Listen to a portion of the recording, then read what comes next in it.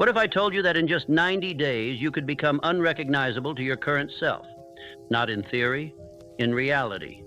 The way you move, the way you speak, the way you handle pressure. What if 3 months from now, the version of you who hesitates, who scrolls, who second guesses was gone, and in his place stood someone sharper, stronger, focused, a builder, a closer, a force? That's not a fantasy, that's a decision. And if you're serious about making the next 90 days the most powerful, most disciplined, most transformative season of your life, you're going to have to study this video from start to finish. To get the most out of it, watch it a couple of times, because this isn't about hype. This is about how to actually do it, step by step, ritual by ritual, mindset by mindset. The blueprint you've been waiting for is here. But let me be clear from the beginning. This isn't a motivational boost. This isn't a feel-good pump-up. This is war, a declaration against the old you, against the habits that keep you stuck, against the excuses you keep recycling like they're facts. 90 days, one decision, go all in, or stay average. Because here's the truth, 90 days isn't magic, it's math. 3 months of radical consistency is enough to build habits that rewire your identity. It's enough to compound small wins into unshakable momentum. It's enough to rise above 99% of the people sleepwalking through their routines, convincing themselves that someday is a real plan. But none of that happens unless you lock in, unless you eliminate distraction, unless you remove escape routes and treat this like your last chance to finally follow through. You've said you're ready before, but this time you prove it. And if you're serious about this path, then hit subscribe right now, because I'm going to be walking with you through the full journey. Not just today, but every step ahead. These aren't quick hits. These are deep dives. And if you stay locked in, if you truly commit, the world will not recognize the version of you that walks out on day 90. But it all starts here. You've got 90 days to flip the switch. And this video, this is where you burn the old blueprint. Let's build a new one and let's begin. A man who is truly decided burns his bridges. Not metaphorically, not half-heartedly, not with a backup plan hiding in his pocket. He removes the exit. He makes retreat impossible. And because of that decision, that real decision, he becomes someone else. Not later. Now, this is what it means to lock in. For 90 days, your life becomes narrow, focused, forged. Every day, you stack proof that you are not who you used to be. And every day, your brain rewires itself to believe it.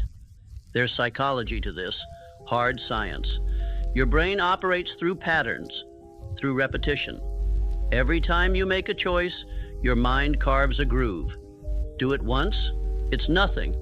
Do it twice, it remembers. Do it every day for 90 days without deviation, without apology, without negotiation. That becomes your identity. And once your identity shifts, you don't try anymore. You are. It's who you are to wake up early. It's who you are to go all in. It's who you are to choose discipline over comfort.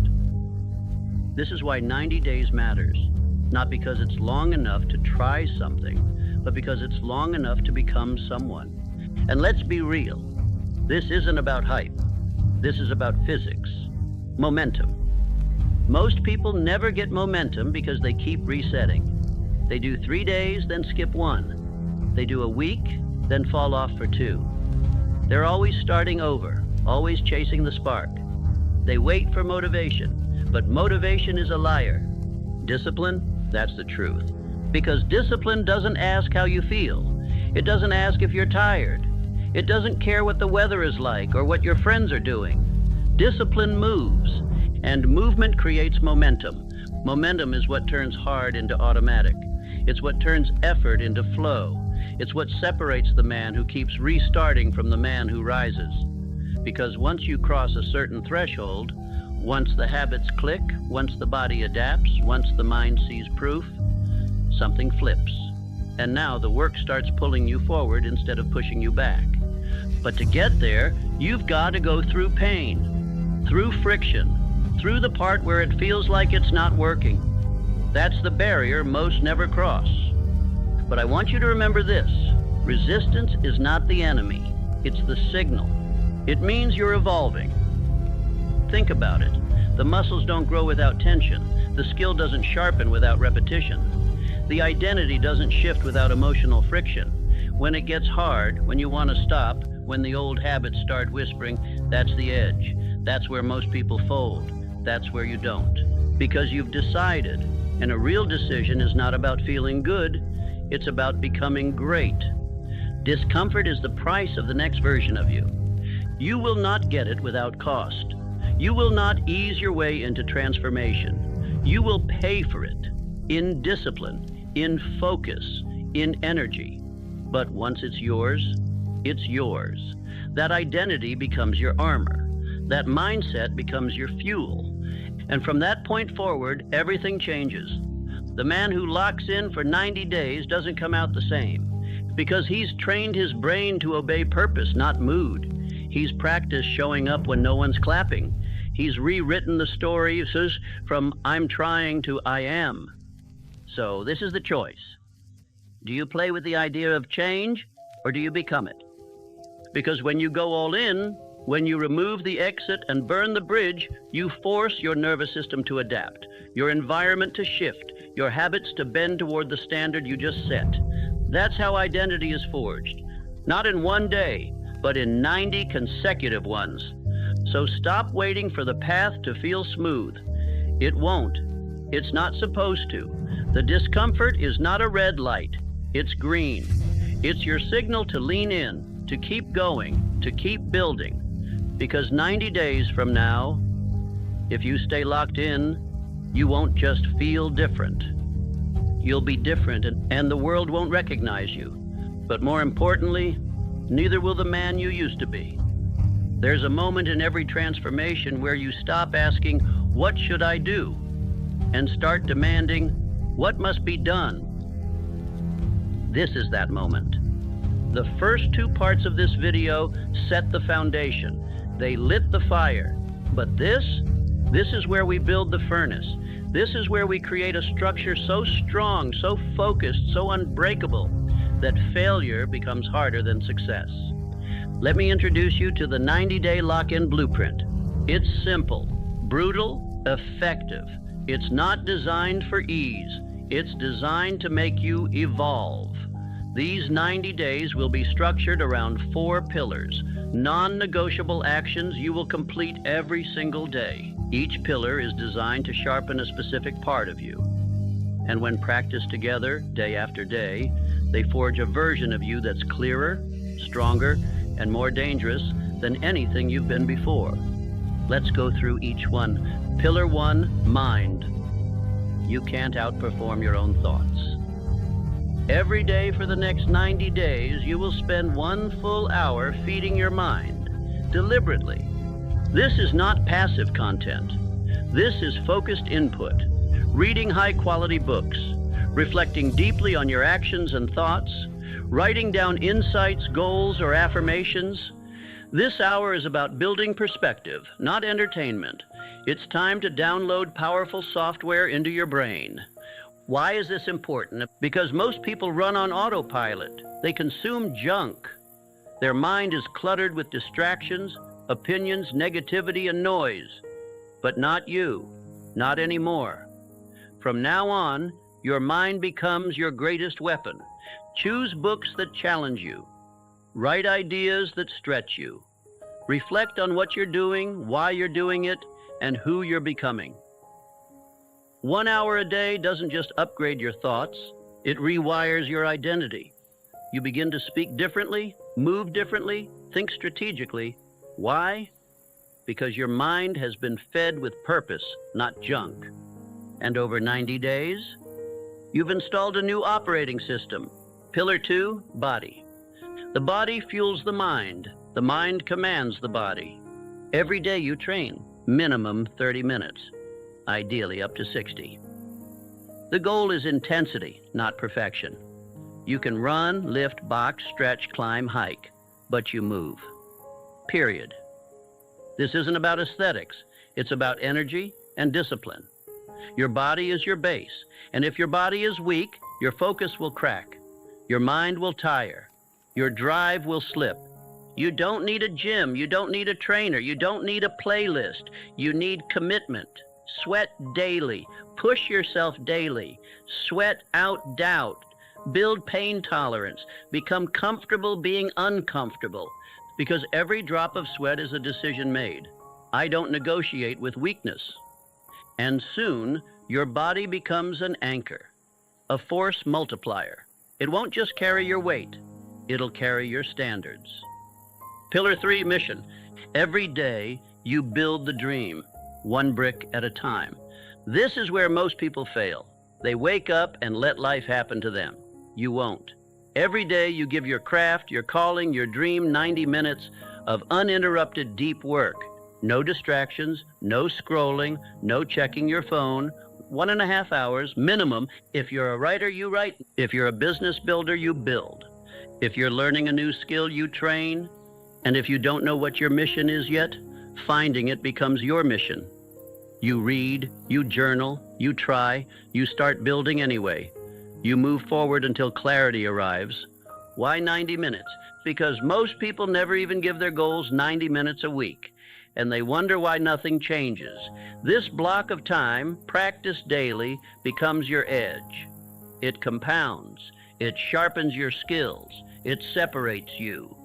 90 minutes a day equals 105 hours in 70 days. That's a part-time job worth of mastery. This is where you build what they can't see yet, and when it's done, they'll feel it. Pillar 4, stillness. If your mind is never still, your potential is never clear. Every single day, for at least 10 to 20 minutes, you will sit in stillness. No phone, no noise, no stimulation, no talking and no input, it's just you, your breath, your mind, your presence. This is where you defragment, where you drop back into yourself. This stillness is not wasted time. It is the sharpening of focus. It's where the stress dissolves. It's where your ideas form. It's where you remember what matters. You can sit in meditation. You can walk in nature. You can lie on the floor and breathe. It doesn't matter. What matters is that you disconnect from the noise and reconnect with your mission. Most people are addicted to stimulation, so their thoughts aren't their own. You will break that cycle. You will train presence, because presence leads to clarity, and clarity leads to power. Now let's go deeper. Most people underestimate how chaotic their inner world is. They think productivity means more input, more stimulation, more motion. But the elite, the ones who move with precision, they understand that stillness isn't the absence of work. It's the foundation of intelligent execution. You have to give your mind space to breathe, to think for itself. Stillness is not inactivity. It's alignment. It's recovery. It's where your nervous system resets, your vision clears, and your obsession becomes calibrated. So sit down, breathe deep. No phone, no music, just presence, just you. You'll feel resistance at first. Good. That means your mind is detoxing. Let the thoughts rise. Let them pass. Observe without reacting. You're not here to control the noise. You're here to watch it fade. Do this for 10 to 20 minutes daily and watch your focus multiply. 5th pillar, no negotiation. You will do what you said you would do. Period. This pillar is where boys become men, where talk becomes transformation. This is the code that holds the structure together. No negotiation means you don't miss days, you don't make excuses. You don't move your standards depending on how you feel. This is your internal contract. You signed it the day you started this 90-day sprint. And from that moment on, there's no escape hatch.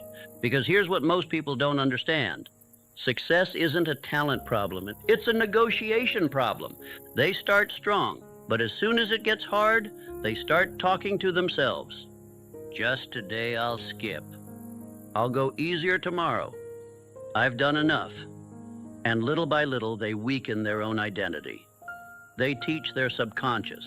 My word means nothing. Not you. You will do it anyway. When it's hard, when it's boring, when it's inconvenient, especially when it's inconvenient, that's when the identity shift happens. That's when the future version of you starts to believe you. No negotiation doesn't mean perfection. It means no quitting.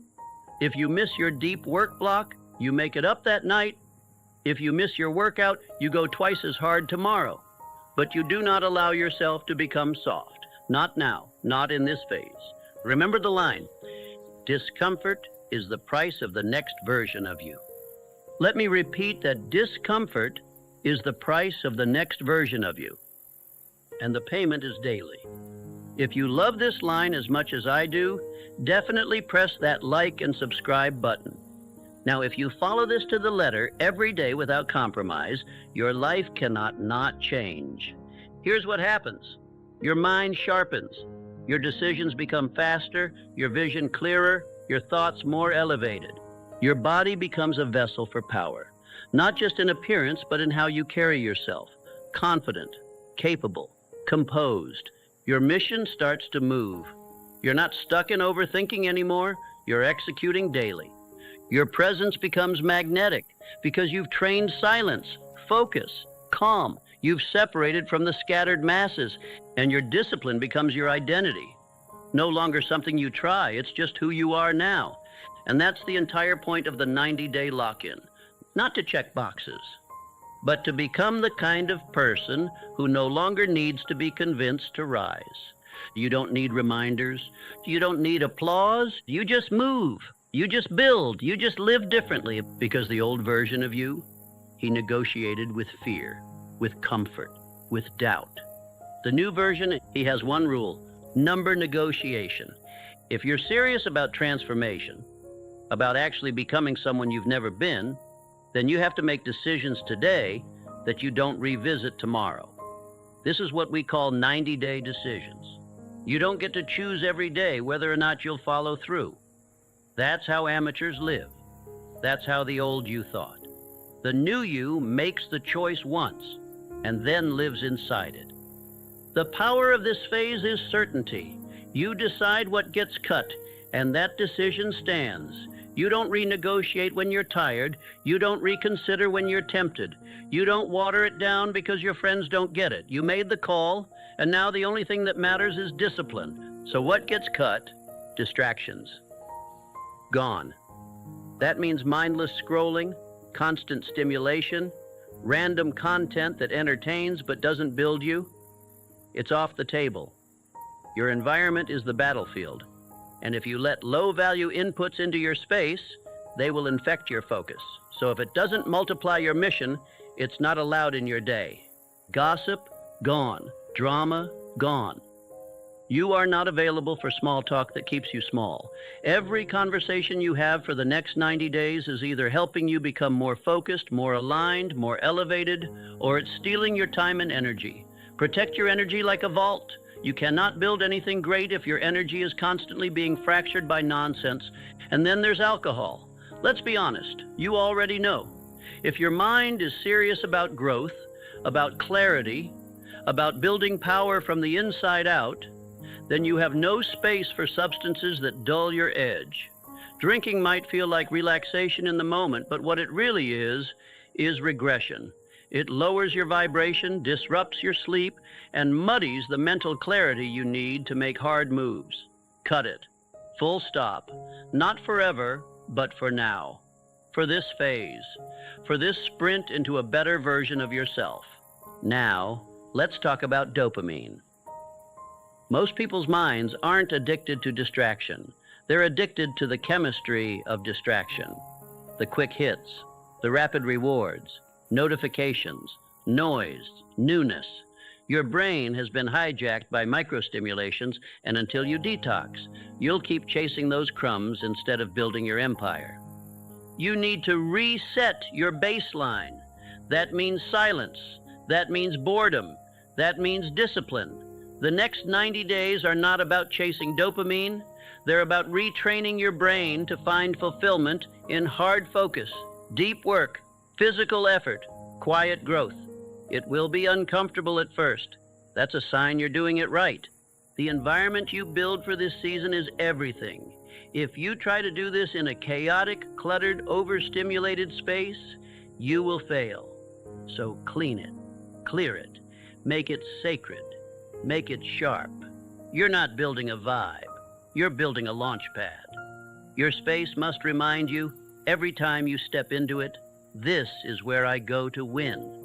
No more working from bed, no more multitasking, no more background noise. Make your space silent, focused, intentional.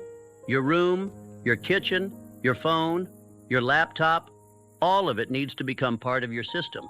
Nothing random, nothing casual, everything by design. And this isn't just about the physical space. Your mental space has to become monk-like. That means boundaries. That means protecting your time from people who don't understand your path. That means deleting apps, muting group chats, and stopping the habit of checking your phone every 5 minutes for no reason. You are building a container for transformation. Nothing leaks in, nothing leaks out. Because every time you allow distractions into your life, you are sending a message to your subconscious. I don't really mean it. And once that message takes root, discipline crumbles. But when you wake up and follow through, even when no one's watching, even when it's boring, even when it's uncomfortable, you're sending the opposite message. This is who I am now. That's how you rebuild your identity, one act of alignment at a time. Your mind does not need more motivation. It needs orders.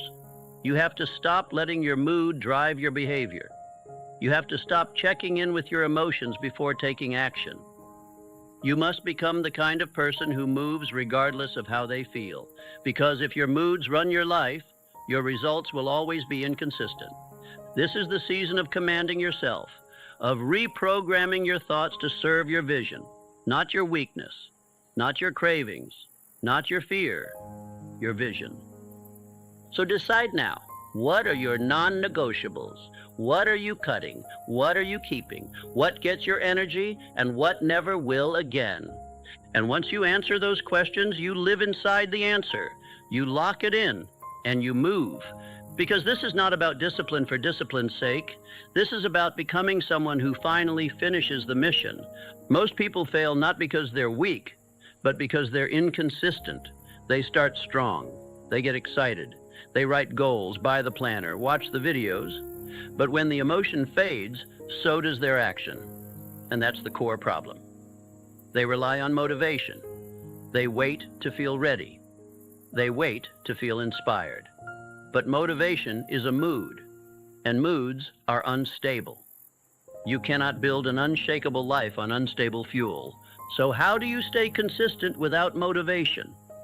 You build from identity, not emotion. That starts with a concept called identity anchoring. This means you stop acting like the person you've been, and you start acting like the man you're becoming. Not someday. Now, not when you feel confident, not when the results show up. Right now, today, you carry yourself like someone who has already earned it. You don't try to become disciplined. You are disciplined. You don't hope to be consistent. You live as if consistency is your natural state. Why? Because behavior follows identity. If you see yourself as someone who quits, you will keep quitting.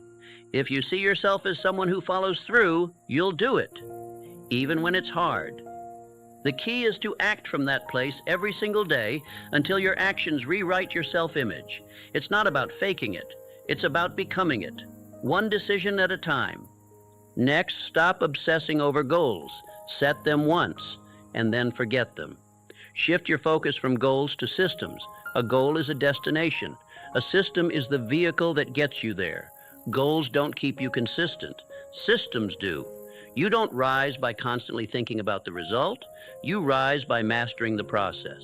What's your system? What do you do every morning? What do you do every evening? What does your work block look like? What is your workout schedule? Your reading time? Your check-in moment? These systems must be so simple that you don't need to think. You don't negotiate. You don't delay. You just execute. And to support those systems, you track them every single day. If you don't track it, it didn't happen. That's not just a motivational line, it's truth. Your brain will lie to you. It will tell you you're doing better than you are. It will forget how many workouts you skipped. It will rewrite the story to protect your ego. But numbers don't lie. Data doesn't care how you felt. If it's on the tracker, it happened. If it's not, it didn't.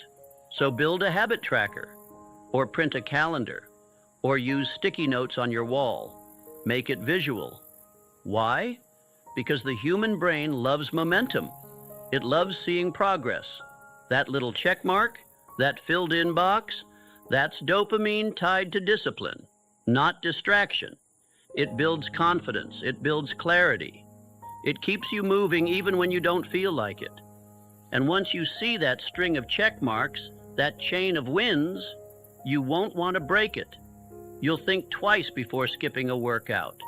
You'll hesitate before going to bed without finishing your deep work, because you'll see the cost. And that visible cost and that awareness is what will keep you aligned when motivation disappears.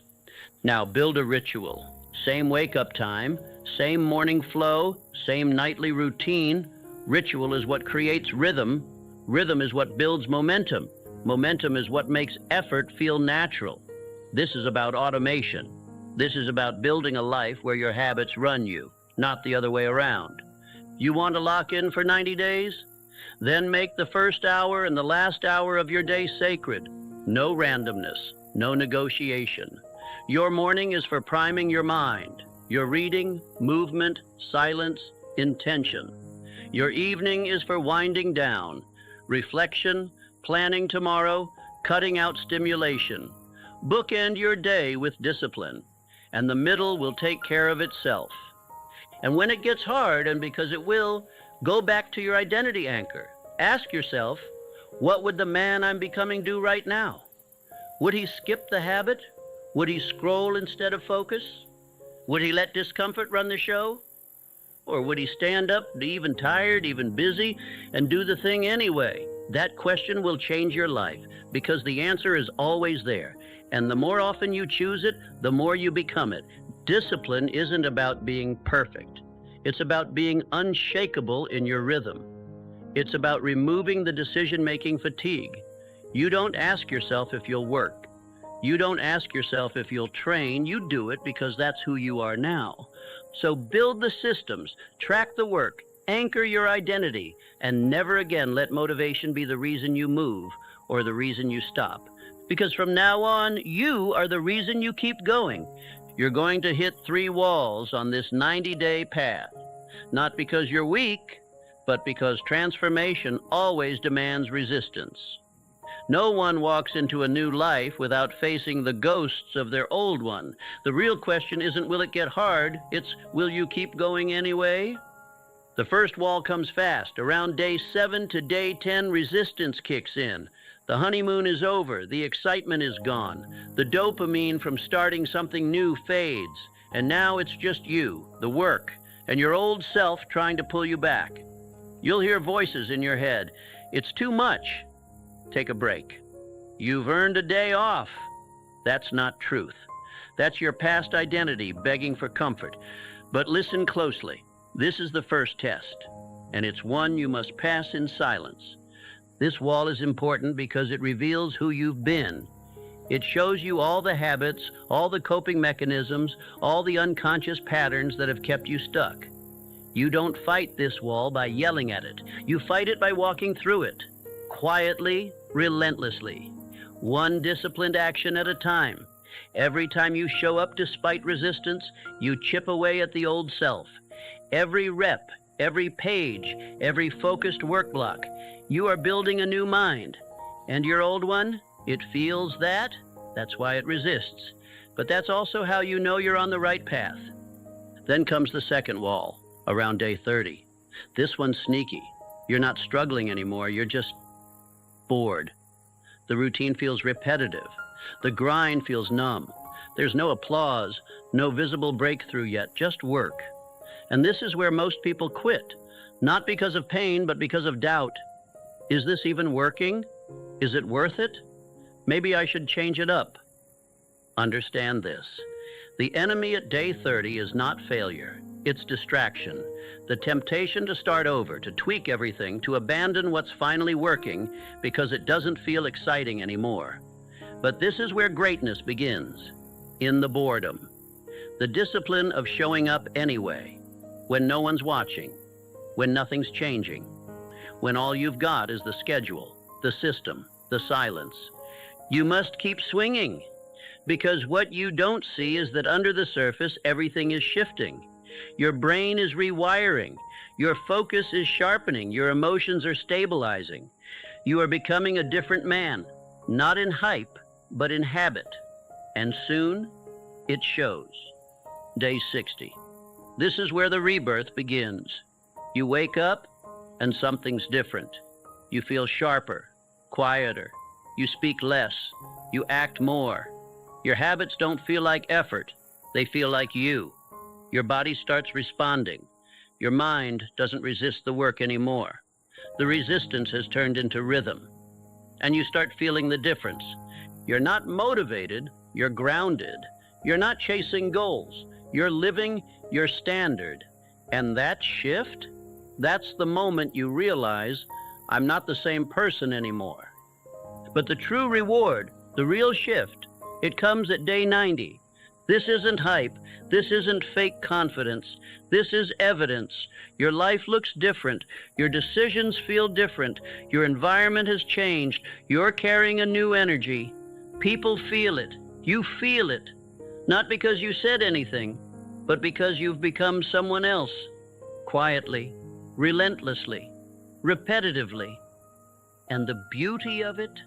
You didn't need applause. You didn't need motivation. You didn't need to feel ready. You just kept showing up every day, every step, through the resistance, through the boredom, through the silence. That's what makes it real. That's what makes it yours. By day 90, you don't just see progress. You see a new identity, built from pain, forged through repetition, anchored in silence. This isn't some 3-week hype sprint. This is real transformation. The kind that doesn't fade. The kind that doesn't need to be posted, the kind that rewrites who you are at the core. And here's the truth. Most people will never make it this far, not because they can't, but because they didn't decide. They flirted with change. You committed to it. So when you feel the resistance, lean in. When the boredom hits, stay locked in. When the rebirth begins, honor it. Because what's waiting for you on the other side of 90 days is the version of you they said didn't exist. There's going to come a moment, maybe more than once, where you'll want to quit. You'll convince yourself that it's too much, that it doesn't matter, that one missed day won't hurt, that starting over later might actually be better. That voice? That's not reason. That's resistance wearing a friendly face.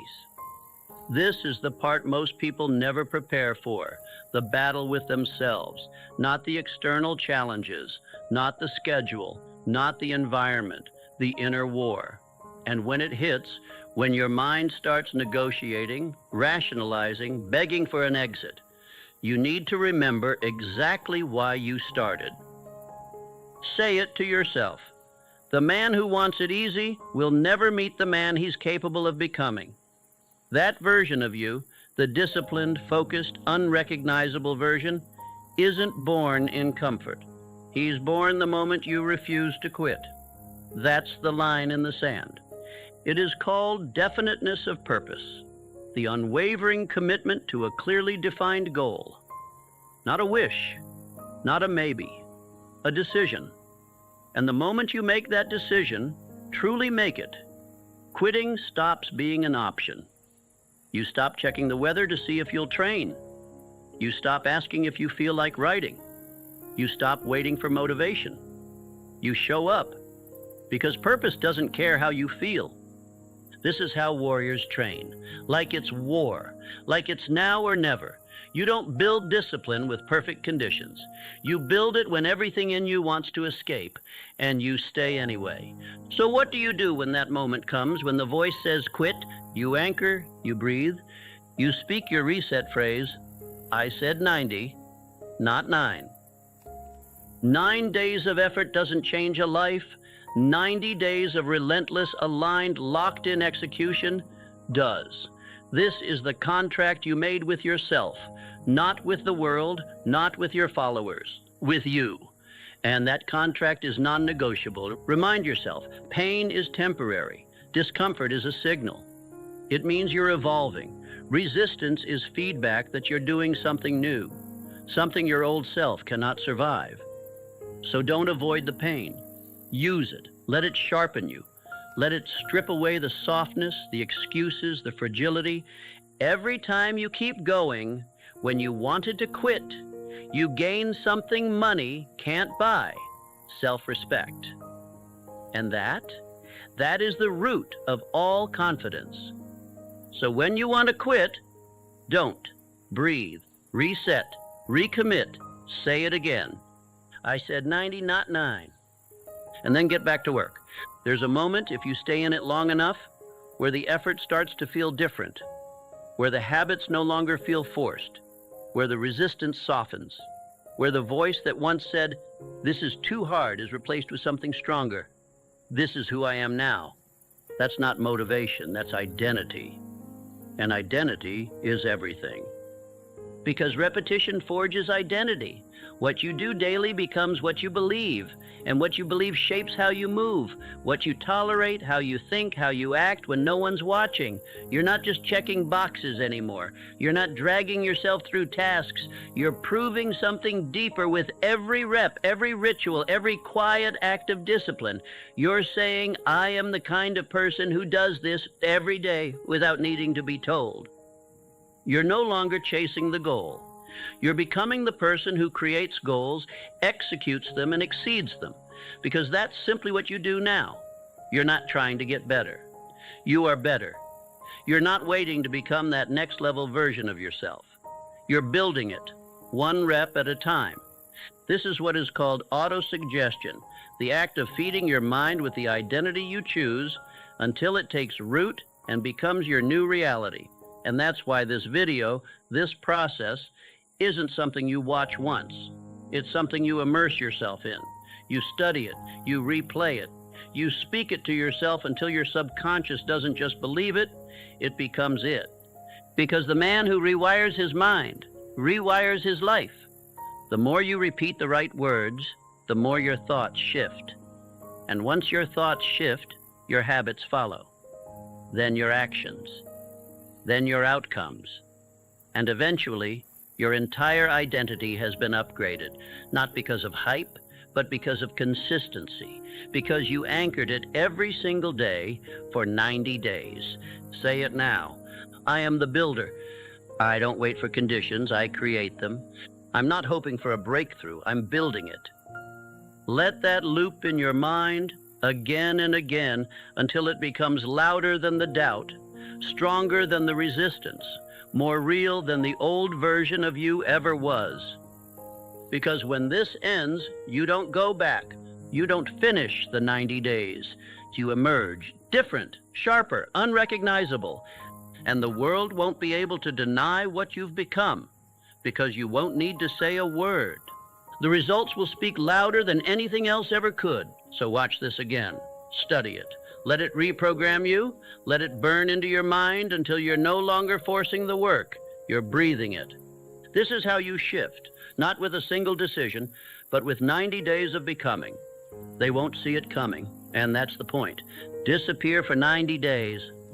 Let them wonder where you went. Let them guess. Let them assume you fell off, that you gave up, that you lost the fire. Don't correct them. Don't defend yourself. Just go quiet and build, because what you're building doesn't need their attention. It needs your obsession, not half-hearted effort, not convenient commitment, all in, focused, locked in, undistracted, every day, every representative, every brick. And when you reemerge, you'll do it with proof, not a post, not a speech, evidence. They'll feel it in your energy before they see it in your results. They'll hear it in your tone, your words, your walk, and they'll realize the version of you they once knew doesn't exist anymore. That's what happens when you commit with finality, when you stop negotiating, when you stop chasing and start becoming. You come back different, sharper, quieter, more powerful. not because you faked it, but because you earned it. And when you do, you don't explain it. You let the results do the talking. You let your silence echo louder than their noise. Because here's the truth, you don't need to be seen. You need to become undeniable. So if something inside of you just woke up, if there's a fire in your chest right now, don't let it die in 10 minutes. Don't let it fade when the screen goes dark. Commit. Lock in for 90. Make the decision. Mark the day. Build the system. Eliminate the noise. And give yourself the chance to meet the version of you that's been waiting on the other side of this war. And if this video spoke to you, subscribe. This is just the beginning of something deeper, something higher, something real. And when you're ready for the next level, watch the next video. Don't just watch transformation, live it. Now go, lock in, go dark, come back different. If your thoughts had never been limited, who would you be right now? What fortune would already be flowing to you? What life would already be yours if you had believed differently? Once you understand how wealth is thought into existence, you will never again chase it like a beggar. You will build it like a king. This speech is your turning point, but only if you listen to all of it. Do not wander. Do not skim. Do not drift. Because one sentence in what follows may be the key you've been missing.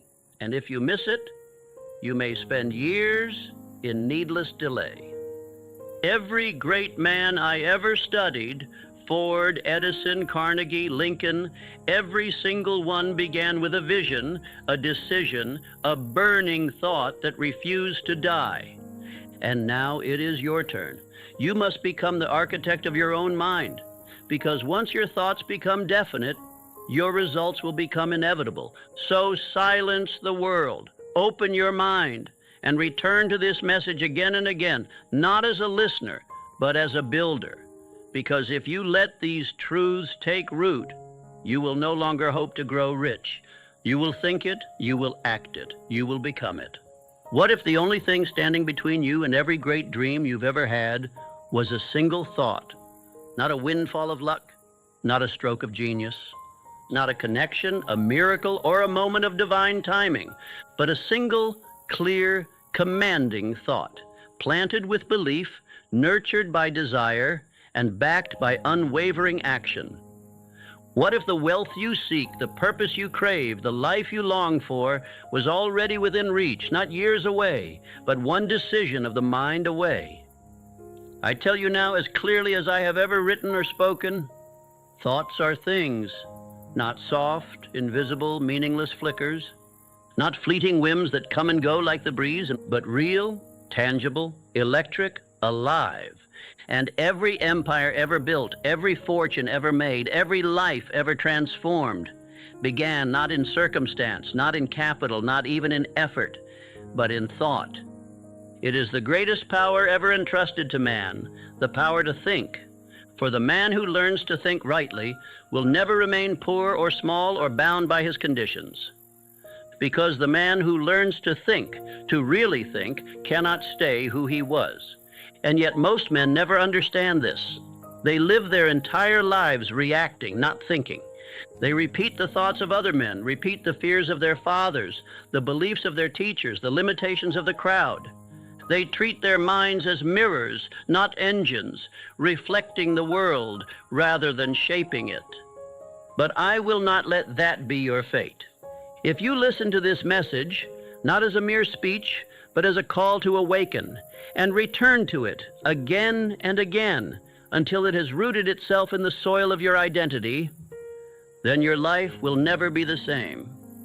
Because this is where the true journey begins, with a decision to think for yourself. Let me give you a story, a name you may not know, but one that embodies everything I'm about to teach you. Edwin C. Barnes, he was not born rich. He was not born talented. He had no name, no influence, and no money. But he had something better, a thought. And not just any thought, a thought forged in fire, a thought charged with desire.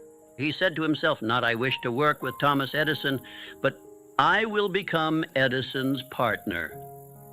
And with nothing but that thought, he boarded a freight train, rode in the baggage car across the country, and knocked on Edison's door. Now tell me, what man in his right mind does that? A man who understands the power of thought. A man who knows that every outcome begins as a seed planted in the mind. Edison gave him no promise, no position of honor. He gave him a lowly job and little pay. But Barnes was not looking for comfort. He was looking for opportunity. And when it came, months later in the form of a new invention Edison had built, Barnes moved with such decisiveness, such fire, that Edison made him what he had once only imagined, a partner. The freight car dreamer became a business partner to the greatest inventor in the world, not by chance, not by luck, not by inheritance, but by the power of thought charged with desire. Now understand me well, Barnes had no advantage. He had only what you now have, the power to choose your thought, to feed it, to believe in it, to act on it with such persistence that the world must bend. The great tragedy of most lives is this. Men think weakly. They wish, they hope, they dabble. They say maybe someday, and wonder why the gates of fortune never open. But the universe does not respond to weakness.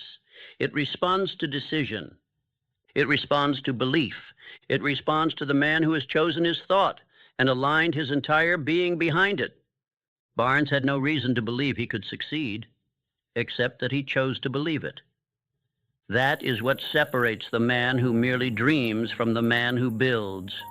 Thought, backed by desire, fueled by belief, made real through action. This is the alchemy. And every man listening to this now holds the same gold within. Let me make this unmistakably clear. Wealth does not begin in your pocket. It begins in your imagination. Success does not come first to your hands. It comes first to your mind. What you picture, you pursue. What you repeat, you believe. And what you believe, consistently, persistently, emotionally, becomes who you are. That is why you must return to this speech, not once, but daily. Not casually, but intentionally. Because repetition is not a luxury. It is the master key. No man was ever transformed by hearing truth once. You must feed it into your mind again and again until it rewires your instincts, reshapes your standards, and burns the old identity to ash. This is not merely a video. It is a mirror, a weapon, and a blueprint. But only if you use it. So hear this again. You become what you think. You attract what you believe. You build what you decide. You grow rich not by circumstance, but by the control of your thoughts. Return tomorrow, and the next day, and the next. Listen until you are no longer the same man who pressed play, because that is where true riches begin. Not with money in your hands, but with fire in your mind. What do you want? Not vaguely, not someday. Not more money, better health, greater freedom. I ask you again with fire this time. What do you want so badly that it keeps you awake at night? What do you want so fully that you would give up every excuse just to hold it in your hands? What do you desire so deeply, so vividly, that you would walk through fire to bring it into the world? If you do not know, you will never move. If you are unsure, the world will remain unmoved. If your desire is soft, your results will be invisible. Because the first truth every man must accept is this: desire is the starting point of all achievement. Not a mild preference, not a passive wish, not a gentle interest in self-improvement, but a burning, pulsating, all-consuming desire, so definite, so clear, so fully formed in the mind that the entire universe bends in its direction. Let me give you the example that history can never erase. Henry Ford, a man with no formal education, a man whom the world called foolish, a man who believed something no one else dared to believe, that the automobile, once a plaything of the wealthy, could become the property of the common man. But this story is not about the Model T. It is about what came after. At the height of his ambition, Ford called his engineers together and declared, "I want an engine with 8 cylinders cast in one block." The engineers blinked. The room stiffened. "Impossible," they said. "It can't be done." Ford stared calmly and answered, "Produce it anyway." They protested again. He said, "Go ahead. Stay on the job until you succeed, no matter how much time is required." 6 months passed. Nothing. Another 6, still failure. But Ford did not retreat. His desire was not a suggestion, it was a command. And because his will never wavered, eventually, those same engineers came back with what the world said could not be done. The V8 engine, born not from technical expertise alone, but from desire backed by decision. Do you see now? Desire is the ignition, the spark, the signal that you are alive with purpose. Without it, no plan will stick, no habit will endure, no faith will grow. You will drift, you will delay, you will tell yourself lies about later. But once you decide, once you desire something so fully that it consumes your mind, you begin to move, and the world begins to move with you. I do not bring you philosophy, I bring you law. The same law that governed Ford, Edison, Lincoln, Schwab, and every man who ever pulled riches from the unseen into the seen. And this law says, whatever the mind can conceive and believe, it can achieve. But conception is not enough. You must believe it. And belief begins with desire. Now listen to me closely and write this down. In Think and Grow Rich, I outlined 6 steps that any man can follow to transmute desire into reality. Not sometimes, not by luck, but by law. These steps are simple, but they must be followed precisely, and they must be followed with emotion, repetition, and decision. The 6 steps to turn desire into gold. Fix in your mind the exact amount of money or result you desire. Do not say, "I want plenty." Say, "I desire $100,000 by December 31st. Say, "I will lead 1,000 men." Say, "I will own my home free and clear." Be precise. Clarity is magnetic. Determine exactly what you intend to give in return. Nothing comes without a price. You must sacrifice ease, excuses, indecision. If you wish to receive, you must first become a giver. Decide what work, service, discipline, or faith you will exchange for the reward. Establish a definite date by which you intend to possess it. Goals without deadlines are fantasies. Decide the time. Lock it in your subconscious. Create a clear, concise statement describing what you intend to achieve, the time limit for its acquisition, and what you will give in return. This is your definite chief aim. This is your declaration to the universe. Read your written statement aloud twice daily, once in the morning, once at night. Speak it with belief, with vision, with faith. Do not read it like a chore. Read it like a man casting a spell upon his own mind, because that is exactly what you are doing. See and feel yourself already in possession of the goal. Visualize it. Walk in it. Let it live in you so strongly that the outer world has no choice but to rearrange itself around your belief. This is no parlor trick. This is no secret for the faint-hearted. This is work, mental work, emotional work, spiritual work. But I promise you this, if you do it daily, if you write the desire, speak the desire, see the desire, feel the desire, move toward the desire, then you will awaken something in you that is stronger than fear, stronger than fatigue, stronger than doubt. You will become possessed by purpose. And nothing on earth can stop a man whose mind is fully aligned with his mission. Now hear this truth. Most men fail not because they lack talent, but because they never truly decide what they want. Their desires are too soft. Their minds are too scattered. They chase goals they never define. They wish for riches, but never write the number. They want more, but never decide how much, by when, and for what. And so life gives them more of the same: confusion, delay, regret. But that will not be you, because from this day forward, you will treat desire as sacred. You will write it, you will speak it, you will feel it. and you will move toward it like a man who knows the world belongs to the bold. Desire alone is not enough. It must be backed by something stronger, and that is where faith and autosuggestion come in. When you speak your goal aloud twice a day, morning and night, you are not just talking. You are planting. You are programming the subconscious mind to expect success. And what the subconscious expects, it works to create. But here's the warning. If you do not speak your desire with emotion, if you do not repeat it with conviction, if you do not feel it as if it already exists, then the soil will remain hard and no seed will grow. This is why I urge you to build the habit of morning ritual and nightly command.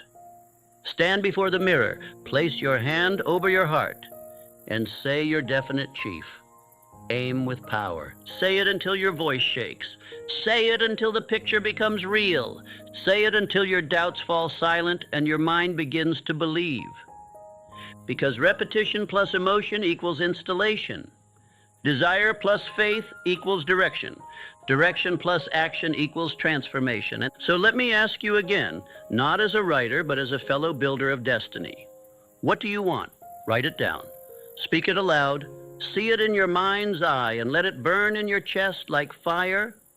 Let it become more than a wish. Let it become a decision. Because once a man's desire becomes a decision, the entire universe begins to move. What is faith? Not the word, not the ritual, not the vague idea taught by the timid. I ask, what is real faith? It is not hope. It is not comfort. It is not a passive belief that life will work itself out. Faith is a state of mind so deeply felt, so vividly installed, so endlessly repeated, that it rewires your entire being to expect success. And here is what most men never learn. Faith can be created, built, induced, installed, engineered by you. You do not have to be born with it. You do not have to inherit it. You do not need a preacher, a priest, or a philosophy to give it to you. And all you need is autosuggestion. Let us make this practical. Faith is not a miracle. It is a mechanism. It is created through the repetition of belief-backed words spoken aloud with emotion every morning, every night, until the mind begins to obey. Because the subconscious does not know truth from fiction. It only knows what is repeated, especially with emotion. Repeat weakness, and you believe you are weak. Repeat hesitation, and your life slows to a crawl. Repeat power, and power becomes your default. This is how the mind works, and this is how every man of power has built his empire. From the inside out. Let me show you. The story of Andrew Carnegie and the power of installed belief. Carnegie was not just a man of steel, he was a man of vision and faith. He did not begin with riches, he began with clarity, and more than that, he believed in his ability to achieve whatever he demanded of life. Not because someone told him so, but because he told himself so, again and again, until the belief sank into his very nature. But the true power of Carnegie was not only in what he achieved, but in how he taught faith to others. I sat with him, I studied him, I listened to him. And here's what he told me, something that changed my life forever. Napoleon, I don't just build steel, I build men. And I do it by teaching them how to believe in themselves. That was his real empire. Do you know how he elevated Charles M. Schwab from a lowly position to president of the largest steel company in the world? He believed in Schwab until Schwab began to believe in himself. But Carnegie didn't stop there. He instructed his men to write down their definite aim, to speak it aloud, to carry it in their pockets, to declare it to themselves every morning and every night with emotion. And in doing so, he was not just forming leaders, he was creating faith. And faith, once created, cannot be shaken. Let me say this again with all the clarity I can muster. Faith is not reserved for the religious. Faith is the operating system of every creator, every achiever, every builder of wealth and power. If you do not have faith, you cannot act with certainty. If you cannot act with certainty, you will hesitate. And hesitation is the assassin of success. But how does one begin to build faith when doubt has ruled the mind for so long? How does a man rise when his inner voice still whispers failure? The answer, my friend, is autosuggestion. Every morning when the world is still silent, every night when the noise of the day has died down, you return to your definite chief aim. You place your hand over your heart. You look into the mirror, not to see your reflection, but to command your mind, and you speak, not casually, not timidly, not like you're reading a list. You speak like a man building his mind brick by brick. You say, I know that I have the ability to achieve the object of my definite purpose in life. Therefore, I demand of myself persistent, continuous action toward its attainment, and I here and now promise to render such action. I fully realize that no wealth or position can long endure unless built upon truth and justice. Therefore, I will engage only in transactions which benefit all whom they affect. I will induce others to serve me because I will serve others. I will eliminate hatred, envy, jealousy, selfishness, and cynicism by developing love for all humanity, because I know that a negative attitude toward others can never bring me success. I will cause others to believe in me because I will believe in them and in myself. Now, repeat and repeat again and again until these words are no longer recited, but embodied. Until you begin to see yourself as the man who lives them, until the voice of doubt is no longer the strongest voice in the room, until faith becomes your instinct. Most men speak fear to themselves. They repeat doubt, they rehearse failure, they tell themselves why it might not work, why they're not ready, why others are more qualified. And their subconscious obeys, but not you. You will no longer feed your mind with weakness. You will no longer allow stray thoughts to run your life. You will speak with intention. You will speak with repetition. You will speak with emotion. Because repetition with emotion is what reprograms the subconscious.